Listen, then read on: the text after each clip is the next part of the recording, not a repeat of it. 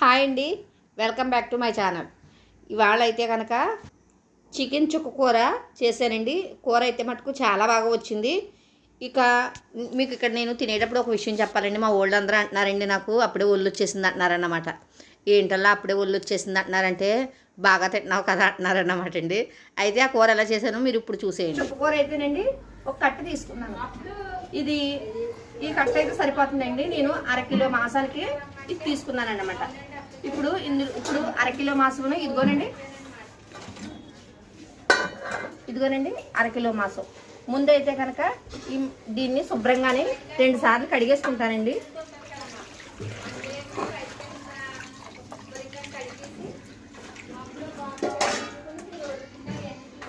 ఇప్పుడు చికెన్ చుక్క కూర ఎలా వండాలో మీకు చేర్చి పెడతానండి. యాజ్ ఇట్ ఈజ్ నేను చేసినట్టు మీరు చేయండి, చాలా బాగుంటుంది. చికెను బాగుంటుంది, అలాగే కొంచెం పులుపులుగా కూడా ఉంటుంది అన్నమాట. ఆకుకూరలు తినలేని వాళ్ళు ఉంటారు కదా పిల్లలు, ఆకుకూరలు తినలేని పిల్లలకి నేను చెప్పిన విధంగా చేసి పెడితే కనుక ఆకుకూర మీ పిల్లల కొడుకులోకి వెళ్తుంది, అలాగే చికెన్ కూడా మీరు వండుకున్నట్టు ఉంటుంది అన్నమాట. మొత్తం అంతా చికెనే తిన్నట్టు కాకుండా ఆకుకూరలు కూడా వెళ్తాయి అన్నమాట కొడుకులోకి. కాబట్టి ఇప్పుడు నేను ఎలాగ చూపెడతానో చికెన్ చుక్క కూర చూడండి, సరేనా? వచ్చేసేయండి. చుక్క కూర అయితేనండి ఒక కట్ట తీసుకున్నాను. చికెను 2 సార్లు కడుక్కున్నాను. 1 లేదా 2 లేదా 3 సార్లు కడుక్కోవాలి. ఒకసారి కడుక్కోకూడదండి, 2 సార్లు లేదా 3 సార్లు అన్నా కడుక్కోవాలన్నమాట. ఇప్పుడు ఈ చికెన్ని నేను కొంచెం ఊరబెట్టేసి ఉంచుకుంటాను అన్నమాట. ఎలా ఊరబెట్టి ఉంచుకుంటానో చూడండి. ముందుగా ఇందులోని ఉప్పు అండి, అంటే మళ్ళీ కావాలంటే చూసి వేసుకోవచ్చు, కాబట్టి ఉప్పు చూసుకుని వేసుకోండి. తర్వాత కొద్దిగా పసుపు, ఇందులోనే కారం 1 స్పూన్ వేసుకుంటున్నానండి. మళ్ళీ కూరలో వేసుకుంటాను, 1 స్పూన్ కన్నా ఇంకెక్కువ వేసుకోకండి. ఇప్పుడు దీన్ని శుభ్రంగానే ఒకసారి ఇలాగా చేత్తోను ఇలాగ గట్టిగా పిసికి ఉప్పు కారం పసుపు ఈ ముక్కలకి పట్టేటట్టు చేయండి. ఇలా చేసేసి పక్కన పెట్టుకుంటే కనుక మాసానికి ఈ కారం అది బాగా పట్టేసి ఉంటుంది అన్నమాట. ఉప్పును అప్పుడు ఊరుతుంది, ఊరి ముక్క తింటుంటే బాగుంటుంది, చప్పగా ఉండదు తింటుంటే. అందుకనేసి ఇలాగ ఊరబెట్టుకుని పక్కన పెట్టుకోవాలి. ఇప్పుడు దీన్ని మూత పెట్టేసి పక్కన పెట్టేసుకుని తర్వాత ఏం చేయాలో చెప్తాను. ఇప్పుడు ఈ ఆకుకూర ఉంది కదండి, ఈ ఆకుకూరని శుభ్రంగా మనం చిన్న చిన్న ముక్కల కింద కోసేసుకోవాలి. ఇందులోని గడ్డి కానీ లేకపోతే కుళ్ళిపోయినవి కానీ ఏమన్నా ఉంటే తీసేసుకుని చిన్న చిన్న ముక్కలు కానీ కోసేసుకోవాలి. అదంతా కూడా కోసేసుకుని మీకు చూపెడతాను. చూడండి, చుక్క కూర అంతానే ఇలాగా కోసేసుకుని చిన్న చిన్న ముక్కల కింద నేను నీటిలో వేసి కడుక్కున్నానండి. నీటిలో వేసుకుంటే నీ పోషక విలువలు పోతాయి అంట అని మీరు అనొద్దు, ఎందుకంటే కనుక ఇసుక కూడా పోతుంది మన కొడుకులోకి. పోషక విలువలు పోవడం దేవుడి ఎరుగు, కాబట్టి నేనైతే మట్టుకు ఇలాగే కడుక్కుంటానండి. కాకపోతే ఎక్కువసేపే నీటిలో వేసేసి అలా ఉంచాను, వెంటనే ఇలా దేవేసి తీసేస్తాను. 1-2 సార్లు కడుక్కుంటే సరిపోతుందండి. ఇప్పుడు దీన్ని పక్కన పెట్టేసుకుందాం. ఇప్పుడు ఇక్కడ ఉన్నాయి కదండి, ఇవన్నీ కూడా తీసేసి క్లీన్ చేసేసుకుంటాను. తర్వాత ఏం చేయాలన్నది చెప్తాను. ఇప్పుడు పొయ్యి అంటించుకోవాలండి. పొయ్యి అంటించుకుని దాక పెట్టుకోవాలి. ఈ దాక వేడయ్యేంత వరకును ఆగుదాం. చూడండి, దాక వేడయ్యింది. ఇందులో ఇప్పుడు కూరంతా అంటే 1 చెంచాడు నూనె వేసుకుంటే సరిపోతుందండి, అంతకన్నా ఎక్కువ అవసరం లేదు. ఈ నూనె వేడయ్యింది కదా, ఇప్పుడు ఇందులోని ఈ ఆకుకూర అంతా వేసేసుకోవాలి.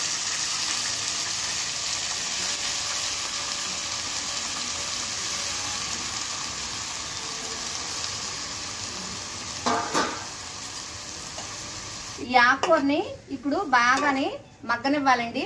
మగ్గితే అప్పుడు బాగుంటుంది అన్నమాట. మగ్గిన తర్వాత ఏం చెయ్యాలి ఏంటి అన్నది మీకు చూపెడతాను, సరేనా? ఈ ఆకుకూరని బాగా మగ్గనిద్దాం. మగ్గేలోపు అంటే ఈ ఆకుకూర మగ్గేలోపు నేను ఉల్లిపాయలు అయ్యి కోసేసుకుని రెడీ చేసేసుకుంటాను. ముందైతే కనుక ఉల్లిపాయలు కోసేసుకుంటాను, ఇది మగ్గ పెట్టుకుంటాను. ఇదిగోనండి, ఇలా ఉల్లిపాయలు కోసుకుంటా ఈ ఆకుకూర అంతా కూడా దగ్గరికి మగ్గిపోనిస్తున్నాను. ఇలాగ మధ్యలో కలుపుకుంటా మగ్గ పెట్టేసుకోండి. అంటే ఒక పని తర్వాత ఒకటి చేసేసుకుంటే పని అనేది తొందరగా అయిపోతుంది అన్నమాట. అందుకనేసి నేను ఉల్లిపాయలు కొయ్యకుండానే ఈ ఆకుకూర దగ్గర పడిపోతుంది. కాకపోతే ఏంటంటే కొంచెమన్నా టైం సేవ్ అవడమే కదా, అందుకనేసి నేను అలా చేస్తున్నాను అన్నమాట. ఇప్పుడు ఇవన్నీ కూడా ముక్కలు కోసేసుకుని మీకు చూపెడతాను, సరేనా? ఉల్లిపాయలు అన్నీ కోసేసానండి. ఇదిగోనండి ఇలా కోసుకున్నాను. అలాగే 3 పచ్చిమిరపకాయలు కూడా వేసుకున్నాను. చూడండి, చుక్క కూర కూడా శుభ్రంగానే మగ్గిపోయింది, చూసారా? స్మూత్గా మగ్గిపోయింది కదా. ఇప్పుడు దీన్ని పక్కన పెట్టేసుకుని ఏం చేయాలన్నది మీకు చెప్తాను, వచ్చేసేయండి. ఇదిగోనండి, మళ్ళీ ఇప్పుడు పొయ్యి అంటిస్తున్నాను. నేను ఆ గిన్నెనే కడుక్కుని పెట్టుకుంటున్నాను, మీరు వేరే గిన్నె పెట్టుకున్నా పర్వాలేదు. ఇప్పుడు గిన్నె వేడవ్వాలి. వేడయిన తర్వాత నూనె వేసుకోవాలి. చూడండి దాక వేడయింది, దాకలోని నూనె వేసుకోవాలి.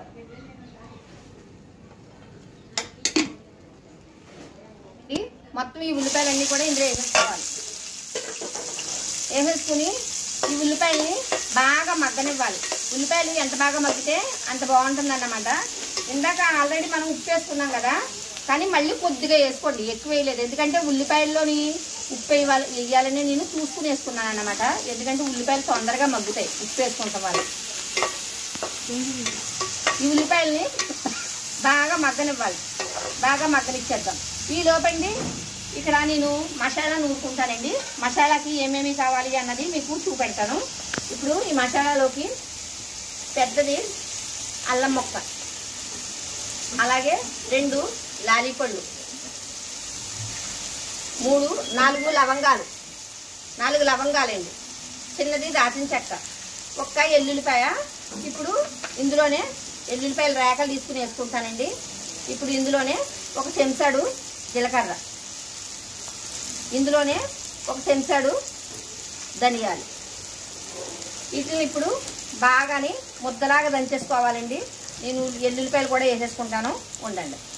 ఇదిగోనండి ఎల్లుల్లిపాయ రేకలన్నీ ఇలా తీసేసుకున్నాను. ఇప్పుడు వీటిని కొద్దిగాని మెత్తగా పేస్ట్ కింద చేసేసుకోవాలండి.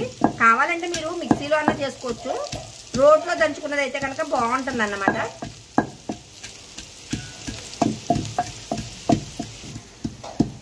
మధ్యలోని నీళ్ళు పోసుకుంటూ, మరి ఎక్కువ వేసుకోకూడదండి, రోలు కదా, మళ్ళీ తూలిపోయి మనమే పడిపోతుంది. అందుకనేసి మధ్యలోనే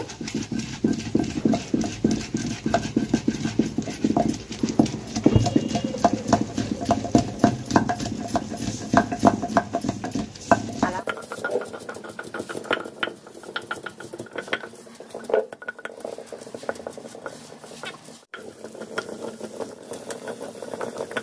ఇదిగోనండి చూసారా, ఇలా నలిగిపోయింది కదా. ఇలా నలిగితే చాలండి, ఇంతకన్నా మెత్తగా అవసరం లేదు. మీరు కావాలంటే మిక్సీలో వేసుకోవచ్చు. ఇదంతా కూడా ఇప్పుడు తీసేస్తున్నానండి ఒక దాంట్లోకి ఏం తీర్చలేదు, నేను పక్కనే ఉంచేసుకుంటున్నాను ఇంకా రోలు. ఎందుకంటే నేను ఎలాగన్నా ఇప్పుడు కూరలో వేసేసుకుంటాను కదా, అందుకనేసి రోలు పక్కనే ఉంచుతున్నాను. ఇదిగోనండి నేను మసాలా నూరేటప్పటికల్లా ఉల్లిపాయ ముక్కలు కూడా ఏగిపోయినాయి. అంటే నేను పక్కనే కూర్చొని చేసుకున్నాను కదా, ఒకదాని తర్వాత ఒకటి చేసుకున్నాను అన్నమాట. చూడండి ఇలా ఏగితే సరిపోతుందండి, ఎంతకన్నా ఏగక్కర్లేదు. ఇప్పుడు ఇందులో ఇందాక మనం రెడీగా పెట్టుకున్నాం కదా చికెను, ఊరబెట్టుకుని, ఈ ఊరబెట్టిన చికెను ఇందులో వేసేయాలి. ఇప్పుడు దీన్ని ఒక్కసారి బాగా కలుపుకోవాలండి.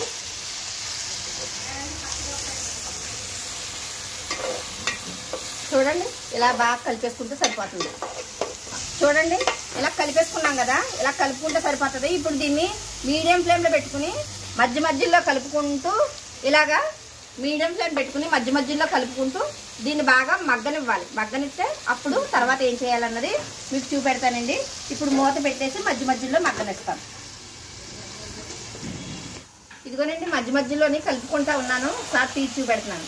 చూడండి చికెన్లో ఉండే నీళ్ళన్నీ కూడా పోయినాయి కదా, ఇలాగ చికెన్లో ఉన్న వాటర్ అంతా పోవాలన్నమాట.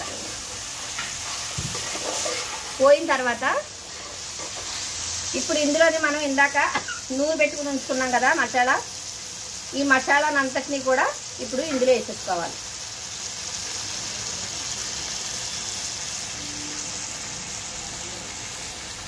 వేసేసుకున్న తర్వాత ఒకసారి ఇలాగా బాగా కలిపేసుకోండి. 1-2 నిమిషాలు ఈ మసాలా కూడా నుండి చికెన్తో పాటు వేగాలి. వేగితేనే చికెన్కి బాగా పడుతుంది ఈ మసాలా.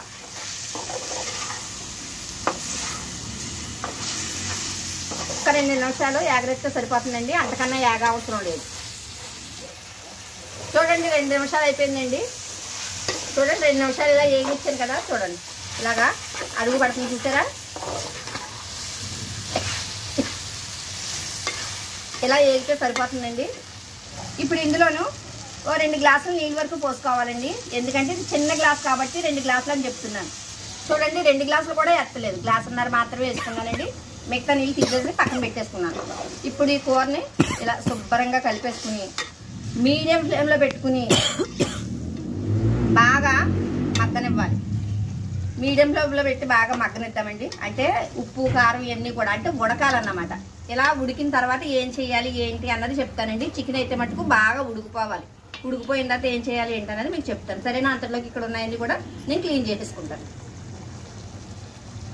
మూత పెట్టేసి మగ్గనెత్తున్నానండి, ఉడకనెత్తున్నాను. తీర్చి పెట్టినా చూడండి మూత. చూసారా? కొత్తలా ఆడిపోతుంది కూర. ఇంకా బాగా దగ్గరికి పడాలి. మీడియం ఫ్లేమ్లోనే పెట్టుకుని కూరని ఉడకనివ్వాలండి. అలాగైతేనే ముక్క అనేది బాగా ఉడుకుతుంది. ఇంకా మూత పెట్టి ఇంకొక 5 నిమిషాలు ఉడకనిస్తాను. చూడండి, మూత తీసి మీకు చూపెడుతున్నాను. కూర చూసారా ఎలా ఉడుకుతుందో? కొత్తలాడతానే ఇలా ఉడుకుతుందండి. మధ్య మధ్యలో చూసుకుని ఒకసారి కలుపుకుంటూ ఉండండి. అలా కలిపేయకూడదు.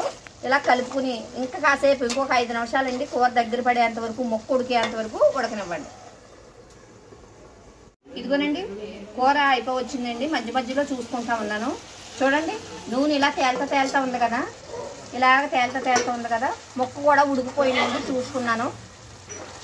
ముక్క కూడా ఉడికిపోయిందండి, చూసుకున్నాను. ఇంక ఇలాగ దగ్గర పడిపోయింది కదా. ఇలా ఉండగా ఇప్పుడు ఇందాక ఈ చుక్క కూర అంతా కూడా ఇందులో వేసేసుకోవాలి. ఇందులో వేసేసుకున్న తర్వాత ఉడికిపోయిన తర్వాతే వేసుకోవాలండో ఇది. లేకపోతే కనుక మళ్ళీ చికెన్ ముక్క ఉడకదు. ఎందుకంటే ఇందులోని పులుపు ఉంటుంది కదా, గోంగూర మాదిరే. కాబట్టి మీరు ఉడికిపోయిన తర్వాత మాత్రమే వేసుకోండి, అంతకన్నా ముందు వేసుకోకండి. చూడండి, ఇలా వేసుకున్నారు కదా. ఇప్పుడు ఒక్క 2 నిమిషాలు సిమ్లో పెట్టి గ్యాప్ తీసుకోండి. సిమ్లో పెట్టి మూత పెట్టేసి ఒక్క 2 నిమిషాలు ఉడకనివ్వండి, సరిపోతుంది.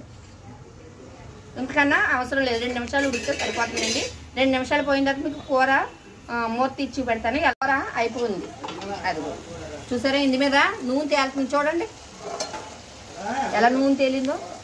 ఇలా నూనె తేలిన తర్వాత దగ్గర పడిపోయింది కూర కూడా. ఇంతకన్నా దగ్గర పడ అవసరం లేదు. ఇప్పుడు స్టవ్ ఆపేసానండి. కొత్తిమీర జల్లేసుకుంటున్నాను. కొత్తిమీర తప్పకుండా వేసుకోండి. కొత్తిమీర వేసుకుంటేనే బాగుంటుంది అన్నమాట. కొత్తిమీర వేసేసుకున్న తర్వాత కూడా ఒకసారి ఇలా కలిపేసుకుని మీరు ఏదన్నా గిన్నెలోకి తీసేసుకుని వడ్డించేసుకుంటామే. నేను కూడా వేరే గిన్నెలోకి తీసేసుకుని వడ్డించేసుకుంటాను. ఇంతేనండి కూర. ఈ కూర మీకు నచ్చిందా? చికెను చుక్క కూర మీకు నచ్చితే కనుక తప్పకుండా ఇలా వండుకోవడానికి ప్రయత్నించండి. చాలా బాగుంటుంది. పిల్లలకు కూడా చాలా ఆరోగ్యం. ఎందుకంటే కనుక ఇందులో ఆకుకూర ఉంది కాబట్టి. ఒకసారి ప్రయత్నించి చూడండి, మీకే తెలుస్తుంది. మన ఛానల్ నచ్చితే కనుక తప్పకుండా సబ్స్క్రైబ్ చేసుకోండి. ఛానల్ పేరేంటో తెలుసుకుంటాను. చుట్టుపక్కల వాళ్ళు చూస్తున్నారు కానీ చుట్టుపక్కల వాళ్ళకి ఇంకా చెప్పట్లేదండి. అదిగో నవ్వుతుంది మా పిల్ల. చెప్పలేదండి, రహస్యంగా ఉంచాను. సరేనండి, ఉంటాను. భోంచేత్త మాట్లాడుకుందాం. లూసులు అప్పుడు వీళ్ళు ఎవరో ఉండరు. కూర అయితేనండి వడ్డించుకునేటప్పుడు అన్నం తినడానికి కూర్చున్నప్పుడు నోట్లోంచి నీళ్ళు వచ్చేసినాయి అన్నమాట. చుక్క కూర గోంగూరలాగా పుల్లగా ఉంటుందన్నమాట. చాలా బాగుంటుందండి. మీరు ఒకసారి ఇలాగా చేసుకుని చూడండి, మీకే తెలుస్తుంది. చాలా బాగుంటుంది అన్నమాట. గోంగూర కన్నా కూడా మంచిది. పులుపు తినాలి అంటారు కదా, అది చింతపండు కన్నా నిమ్మకాయది ఇలాంటి పులుపులు తింటే మంచిది అన్నమాట అండి ఆరోగ్యానికి. అయితే మా వాళ్ళంతా నన్ను తెగ మూసేస్తున్నారండి. బాబు, నీకు ఇంకా ఒళ్ళు వచ్చేస్తుంది, ఇప్పుడు వరకు నువ్వు స్లిమ్గా ఉన్నావు కదా అంటున్నారండి. ఏటో ఇంతకుముందు నేను ఏదో అన్నం తినలేనట్టు, కొత్తగా ఏదో అన్నం తిన్నట్టు మాట్లాడుతున్నారన్నమాట. తూర్పుగోదావరి జిల్లా మాటలు అలాగే ఉంటాయి కదండి. మేము ఉండేది పశ్చిమ గోదావరి జిల్లా అయినా సరే మేము తూర్పుగోదావరి జిల్లా నుంచే కదా వచ్చాము. మా వాళ్ళు చాలా మంది ఉంటారు, ఇంకా అదే ఎటకారం చేస్తున్నారన్నమాట. ఉండండి అలా బాబు, ఆకులో ఉంది, పూలో ఉంది, కొత్తగా పెట్టాను నేను ఏదోని ఇది, దీనికి మీరు అప్పుడే నన్ను ఆడేసుకుంటున్నారు ఎటకారాలతోనూ అనేసి నేను అంటున్నానన్నమాట. మా ఊళ్ళో అండి ఇలాగే ఎటకారాలు ఆడతారండి. అయితే మా ఊళ్ళకి ఎవరికి కూడా నేను ఛానల్ పేరు చెప్పలేదు. ఎందుకంటే కనుక వాళ్ళు చూస్తారో చూడరో, ఒక రోజు చూసి మానేస్తారు. అందుకని ఎవరికి చెప్పలేదండి. కారం ఫస్ట్ ఎంత వేసుకున్నానో అంతే ఉంచానండి, అంతకన్నా ఎక్స్ట్రా వేయలేదు. ఉప్పు మట్టుకు మళ్ళీ ఉల్లిపాయలు వేగేటప్పుడు వేసానండి. నాకు ఉప్పు కారం అనేది కరెక్ట్గా సరిపోయిందన్నమాట. మాంసం కూరకి, చేపల కూరకి ఉప్పు కారం కొంచెం ఎక్కువే పడుతుంది. సరేనండి, కూర అయితే చాలా బాగుందండి. వీడియో కూడా బాగుందని అనుకుంటున్నాను. వీడియో నచ్చితే కనుక తప్పకుండా లైక్ చేయండి. అదేవిధంగా మన ఛానల్ని సబ్స్క్రైబ్ చేసుకుని నన్ను సపోర్ట్ చేయండి. Thank you for watching.